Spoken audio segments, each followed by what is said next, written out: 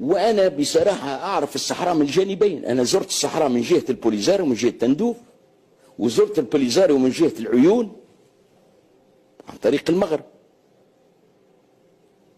في جهة تندوف ترى شعب تحت الخيام، في جهة العيون ترى عاصمة تضاهي مراكش والتنمية وهلم جرة وفنادق 5 نجوم وكذا. صحيح.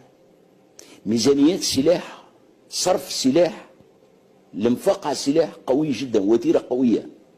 الجيش المغربي يعتبر جيش مهني من درجة أولى في العالم الثالث، ويعد أكثر من 250,000، يعد أكثر من 250,000. لكن المغرب يتحرك اقتصاديا جيدا اليوم، بنية تحتية في طرقات. أنا أعرف المغرب وأعرف البلدان العربية ككل. أنا أحكي لك على المغرب كما أحكي لك على عمان، على ليبيا، على السعودية، على مستويات متعددة.